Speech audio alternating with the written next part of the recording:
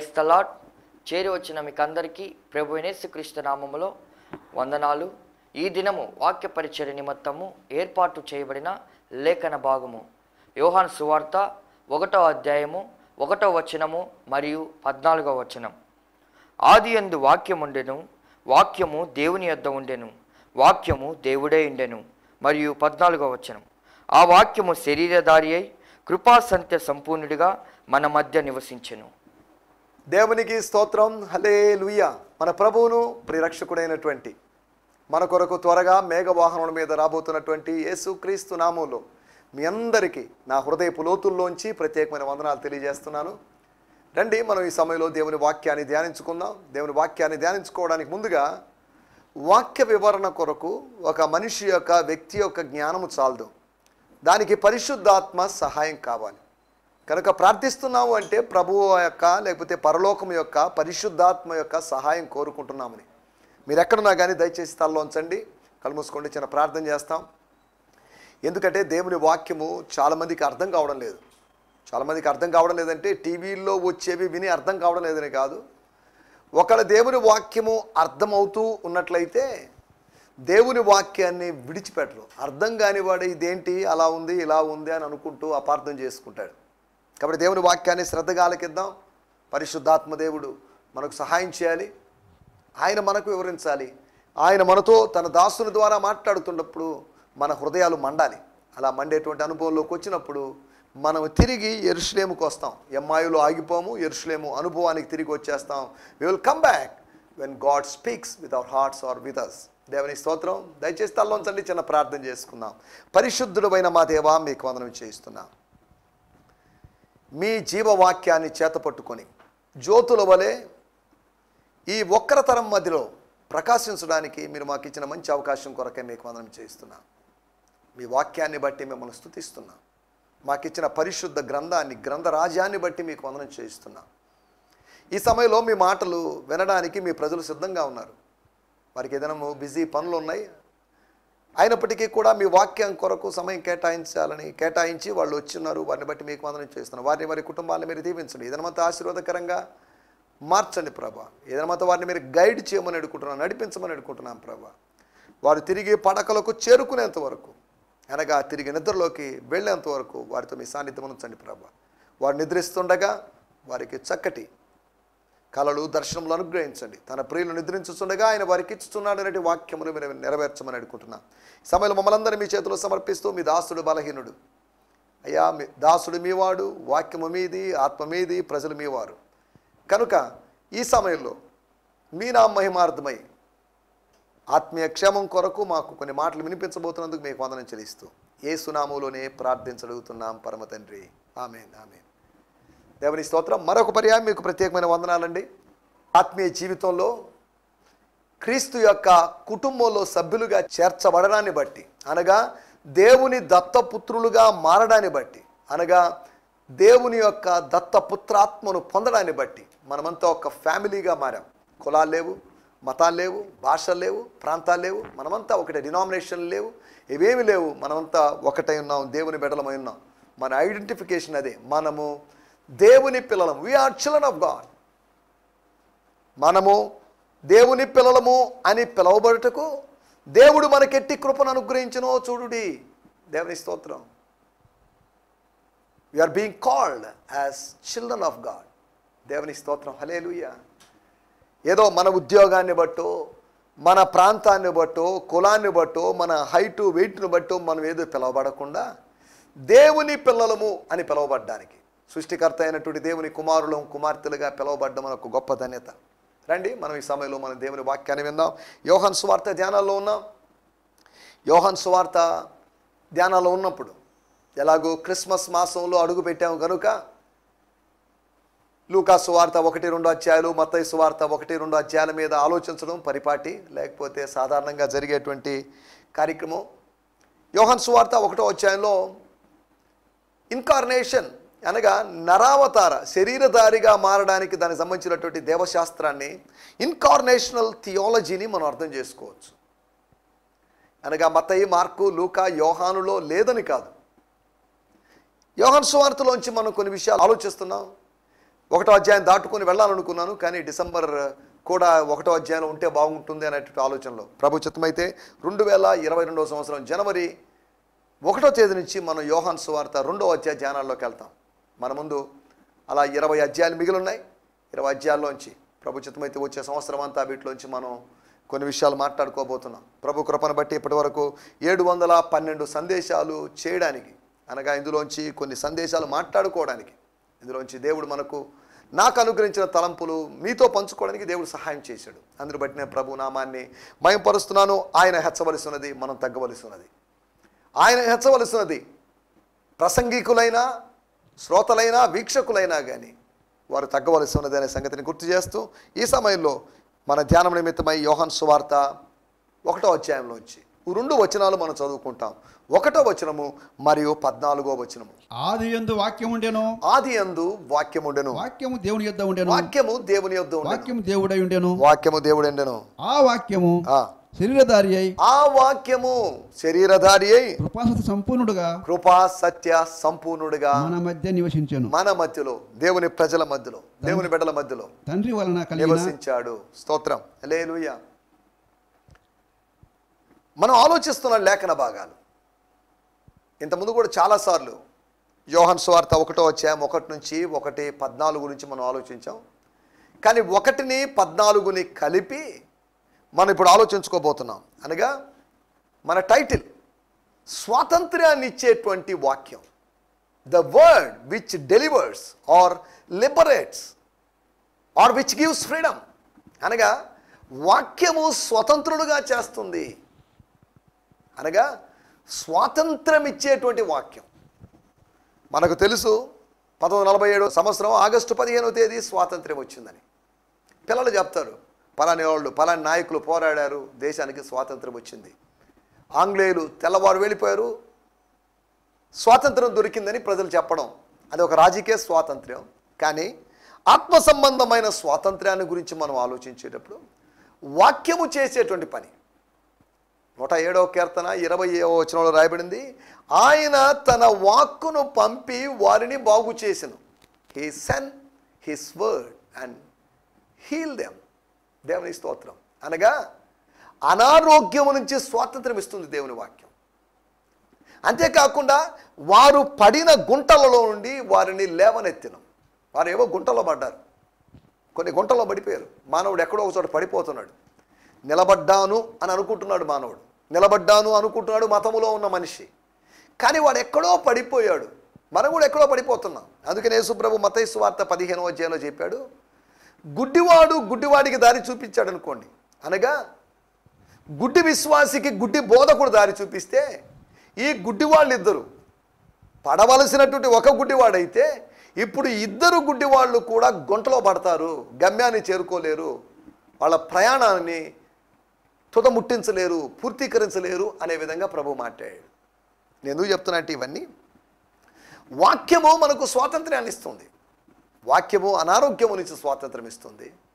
వాక్యము మనం పడిపోయినటువంటి, లేకపోతే అదో పాతాళ లోకానికి, లేకపోతే ఆత్మీయంగా పడిన స్థితిలో నుంచి అక్కడి నుంచి స్వాతంత్రం ఇస్తుంది. అనారోగ్యము నుంచి, ఆత్మీయ పతనము నుంచి మనకు స్వాతంత్రం ఇచ్చేది దేవుని వాక్యమే. ఈ మాటలు ఆలోచించినప్పుడు మనకందరికీ తెలిసిన మాటలే. యోహాను సువార్త 8వ అధ్యాయము 32వ వచనము మరియు 36వ వచనము. స్తోత్రం.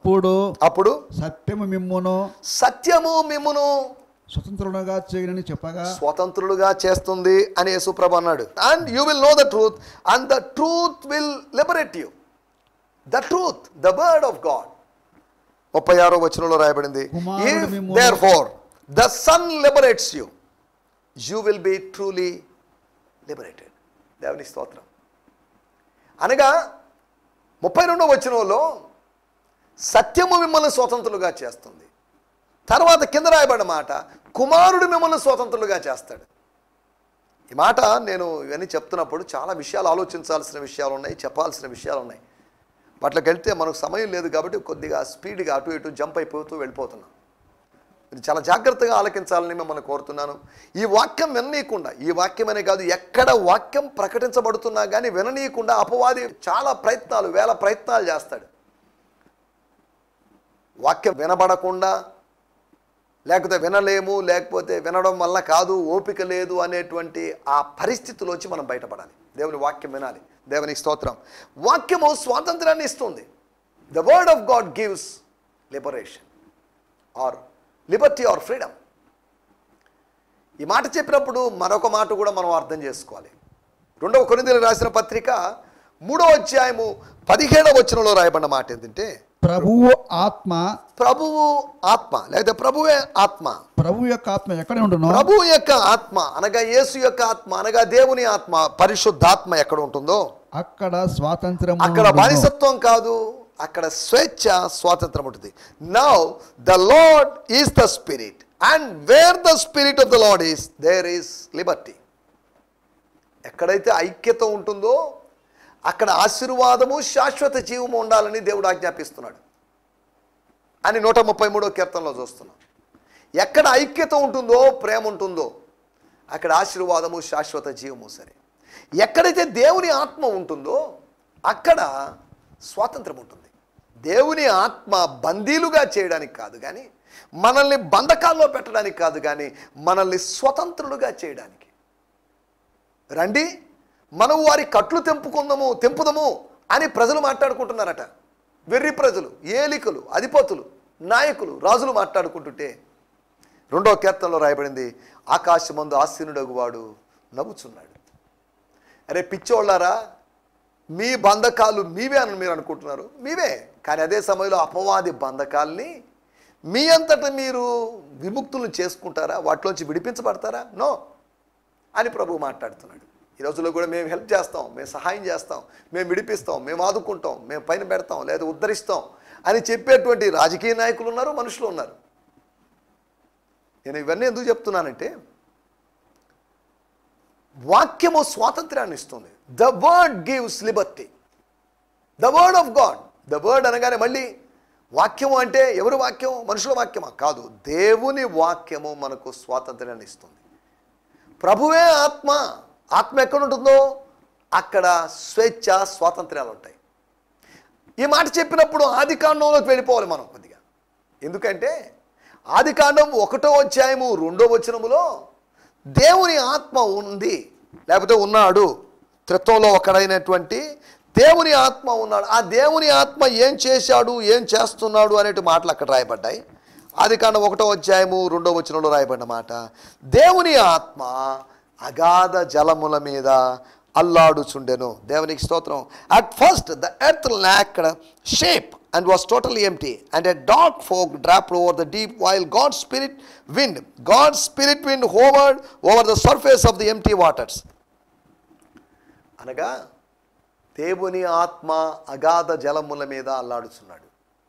గమనించాలి, ఆత్మ స్వేచ్ఛ లేని విధంగా బంధించబడిన స్థితిలో ఇక్కడ ఉందని అర్థం చేసుకోకూడదు. ఆత్మ ఎక్కడ ఉంటుందో అక్కడ స్వాతంత్రం ఉంటుంది. పరిశుద్ధాత్ముడు ఎక్కడ ఉన్నాడో అక్కడ స్వాతంత్రం ఉంటుంది. మనం ఇవన్నీ ఎందుకు చెప్పుకుంటున్నామంటే, వాక్యమే ఆత్మ, ప్రభువే ఆత్మ. అదే సమయంలో యోహాను సువార్త 6వ అధ్యాయంలో నేను మీతో చెప్పు మాటలు ఆత్మయును జీవమునై ఉన్నాయి. The words that I am speaking with you are the spirit and the life. దేవుని స్తోత్రం. దేవుని వాక్కులు, దైవ వాక్కులు, దేవోక్తులు, దేవుని యొక్క శాసనాలు, లేకపోతే ఆజ్ఞలు, నిబంధనలు, లేకపోతే ఇంకేదని అనుకోండి, దేవుని యొక్క కట్టడలు, ఇవన్నీ ఎలాంటివి అంటే అది స్వాతంత్ర్యాన్ని ఇచ్చేవి. బానిసత్వంలో మనం ఉన్నాం, మనం మరలా బానిసత్వంలోకి వెళ్ళాం. కాడి కింద మనం ఉన్నాం, మరలా కాడి కిందకి వెళ్ళాం. మనకందరికీ తెలిసిన మాటే యెషయా గ్రంథం 10వ అధ్యాయం. ఆ అభిషేకము లేకపోతే మీరు బలియుట వలన మీ మీద ఉన్నటి కాడి విరువబడును.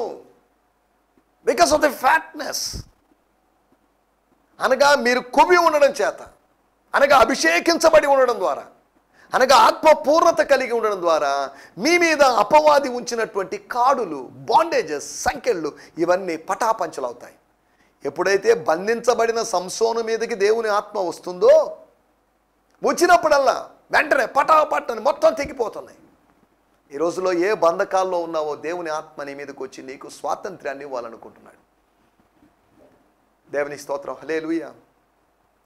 మనం ఆలోచిస్తున్న విషయాలు, వాక్యము స్వాతంత్ర్యాన్ని ఇస్తుంది. The word gives Liberty.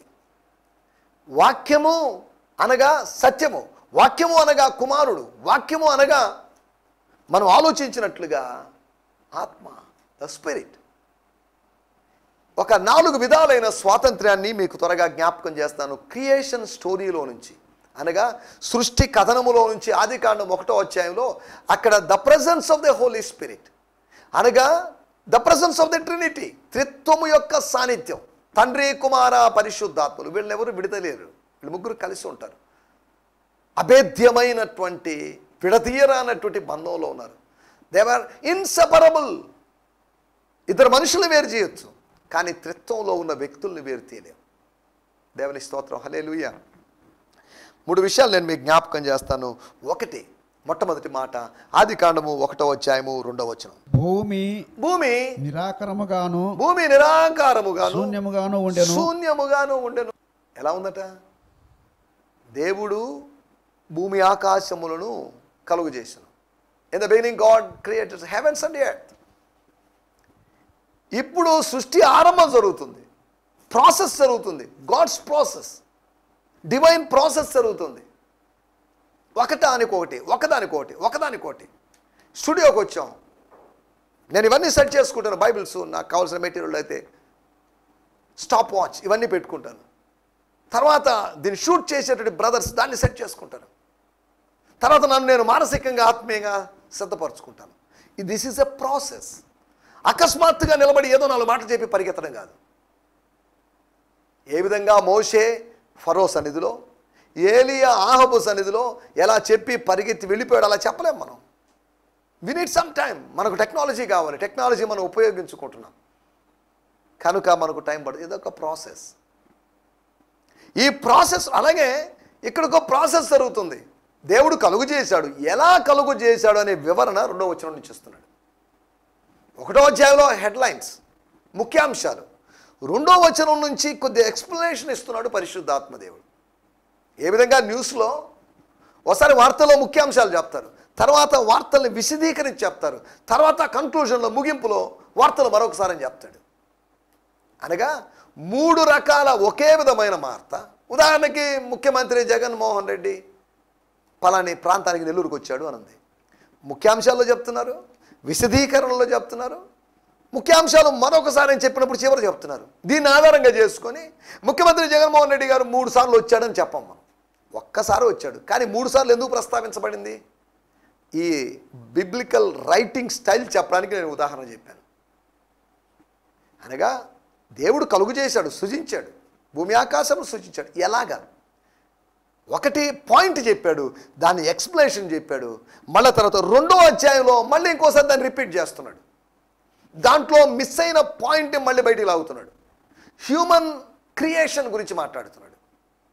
1వ అధ్యాయంలో ఫిజికల్ క్రియేషన్ గురించి మాట్లాడితే, ఒక జియోలాజికల్ క్రియేషన్ గురించి మాట్లాడితే, భౌగోళికమైన సృష్టి గురించి మాట్లాడితే 1వ అధ్యాయంలో, 2వ అధ్యాయంలో మానవుని యొక్క సృష్టి, ఒక భౌతిక మానవుని యొక్క సృష్టిని గురించి రాయబడింది.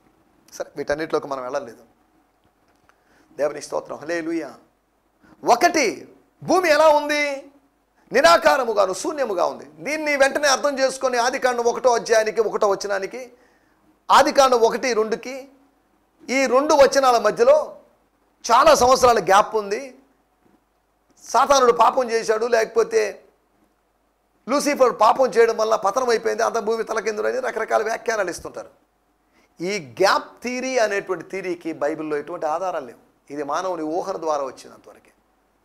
ఇక్కడ ప్రాసెస్ జరుగుతుంది అని అర్థం చేసుకోవాలి. అనగా వాళ్ళు చెప్పేది ఎలా ఉందంటే, దేవుడు స్పష్టంగా చెప్పాడు 6 దినాల్లో భూమిని లేకపోతే సృష్టిని మొత్తాన్ని చేశాడు. ఇది స్లోగా తయారవుతుంది కాదు, క్రమేణా తయారైంది కాదు. కలుగునుగాక అని చెప్పాడు, కొన్ని రోజుల తర్వాత కలిగిందని కాదు, కలుగుతూ ఉందని కాదు. ఎందుకు చెప్తున్నా అంటే, ఇలా బోధించేవాళ్ళు, గ్యాప్ థియరీని గురించి బోధించేవాళ్ళు థియిస్టిక్ ఎవల్యూషన్ అనగా దైవికమైనటువంటి జీవ పరిణామాన్ని గురించి మాట్లాడుతున్నారు. దైవికమైన జీవ పరిణామం కాదు, జీవ పరిణామం కాదు. ఇది ఎలా జరిగిందంటే దైవికమైన సృష్టి, ఇట్స్ ఎ డివైన్ క్రియేషన్. దేవుని స్తోత్రం, హల్లెలూయా. కలుగులుగా కానీ దేవుడు ఎలా కలుగు చేస్తాడు? ఎలాగైనా కలుగు చేయగలడు ఆయన. ఈ రాళ్ల వల్ల అబ్రహాముకు సంతానం పుట్టించగలడు, ఈ రాళ్లను రొట్టెలుగా చేయగలడు, ఈ రాళ్ల చేత కేకలు వేయించగలడు. ఆయన ఏదైనా చేయగలడు. He can do anything, nothing is impossible to him. మొట్టమొదటి విషయము, ఆకారము లేని స్థితి నుంచి స్వాతంత్రం ఇచ్చాడు. There is no shape. దేవుని స్తోత్రం. ఆకృతి లేకుండా, ఆకారం ఉంటే అందం ఉంటుంది, ఆకారం ఉంటే ఆకర్షిస్తుంది, ఆకారం ఉంటే చూడగలుగుతాం. ఇప్పుడు ఎటువంటి ఆకృతి లేని విధంగా ఉంది. బైబిల్లో ఎక్కడా భూమి బలపరుపుగా ఉందని చెప్పేసి అన్నారని ఎవరో కొంతమంది అంటున్నారు. తర్వాత కొంతకాలానికి బైబిల్లో కూడా ఉంది భూమి గుండ్రంగా ఉందని, సైన్స్ కూడా అలా ఏకీభవిస్తుందని చెప్పారు. తర్వాత కొంతకాలానికి ప్రజలు చెప్పిన మాట, సైంటిస్టులు, రష్యన్ సైంటిస్టులు వాళ్ళు చెప్పిన మాట, భూమి గుండ్రంగా లేదు, భూమి గుండ్రంగా ఉంది అన్నాం తప్పు. ఇట్స్ ఇన్ జియోయిడల్ షేప్ అన్నారు. గుండ్రంగా ఉన్నప్పటికీ కూడా కొన్ని అంచుల దగ్గర లేకపోతే ఎక్స్పాండ్ అయినట్టుగా ఉంది, జియోయిడల్ షేప్ అన్నారు. సరే, వాటిలోకి వెళ్ళడం లేదు, ఆ సైన్స్ విషయాల్లోకి వెళ్ళడం లేదు. ఏదో నాకు సైన్స్ తెలుసు అని చెప్పడం కాదు, కొన్ని విషయాలు మనం జాగ్రత్తగా అర్థం చేసుకోవాలి. ఒకటి, ఆకారము లేని స్థితిలో నుంచి దేవుడు ఒక ఆకారాన్ని ఇస్తున్నాడు, ఒక షేప్ ఇస్తున్నాడు. స్వరూపము లేని స్థితిలో నుంచి, స్వరూపము లేని స్థితిలోంచి ఒక స్వరూపాన్ని ఇస్తున్నాడు. ఆయన మన కొరకు స్వరూపాన్ని, సొగసును కోల్పోయాడు. మనకు సొగసునివ్వడానికి తన సొగసును, తన స్వరూపాన్ని కోల్పోయాడు. ఇప్పుడు భౌతికమైన సొగసు గురించి ఆలోచించే అర్థం లేదు. ఆత్మ సంబంధమైన సొగసు, స్వరూపం గురించి మనం ఆలోచిద్దాం. క్రీస్తు సారూప్యము మనలో ఏర్పడాలి, అది ఇంపార్టెంట్. అంతవరకే కానీ అందంగా ఉన్నామా, తెల్లగా ఉన్నామా, ఎర్రగా ఉన్నామా, ఎలాంటి హెయిర్ స్టైల్ అనేవి ప్రాముఖ్యమైన విషయాలు కాదు. ఒకటి, ఆకారము లేని స్థితి నుంచి స్వాతంత్రం, వాక్యం ఇచ్చేటువంటి స్వాతంత్రం. కలుగును గాక అని పలకబడినటువంటి లోగోస్, దాన్నే అరామిక్ భాషలో మెమ్రా అన్నారు, వాక్యం. దాన్నే గ్రీక్ కాంటెక్స్ట్లోకి వెళ్ళిపోతే వాక్యం అన్న చోట వాక్యం అని కాదు, కుమారుడు, గాడ్ సన్ అన్న విధంగా వాళ్ళు అర్థం చేసుకున్నారు. సరే, వీటన్నిటిలోకి వెళ్ళలేదు. ఒకటి, ఆకారము లేని స్థితిలో నుంచి స్వాతంత్రం ఇచ్చాడు. రెండో విషయం, అనగా స్వరూపము లేని స్థితిలోంచి నీకు ఒక స్వరూపాన్ని ఇస్తున్నాడు, అది స్వాతంత్రం. స్వరూపము లేని స్థితిలో నుంచి నువ్వు స్వరూపం కలిగిన స్థితిలోకి వస్తున్నావు. రెండో విషయం మీకు జ్ఞాపకం చేస్తాను, ఆదికాండం 1:3. స్తోత్రం, స్తోత్రం, స్తోత్రం. దేవుడు వెలుగు కమ్మని పలుకగా, వెలుగు కమ్మని పలుకగా వెలుగు కలిగాను. Let there be light.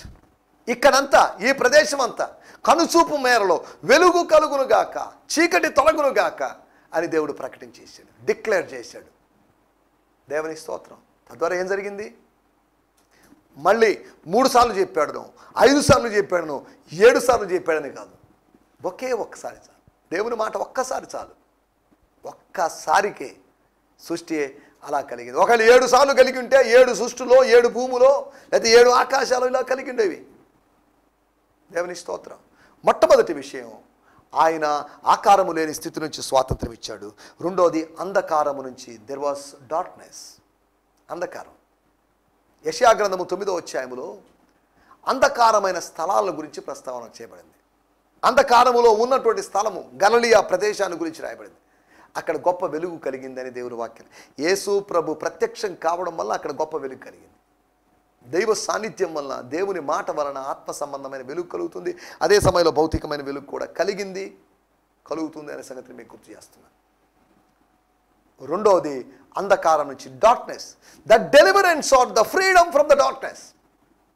ఒకటి, షేప్లెస్నెస్ నుంచి స్వాతంత్రం, ఆకారము లేని స్థితిలోంచి. రెండవది, అంధకారం నుంచి స్వాతంత్రం. మూడో విషయాన్ని నేను మీకు జ్ఞాపకం చేస్తాను, ఆదికాండము 1వ అధ్యాయము 5వ వచనం. స్తోత్రం, స్తోత్రం. దేవుడు వెలుగునకు పగలనియో చీకటికి రాత్రనియో పేరు పెట్టెను. దేవుని స్తోత్రం, హల్లెలూయా. మొట్టమొదటిసారి దేవుడు పేరు పెట్టాడు అని చెప్పబడింది ఇక్కడ.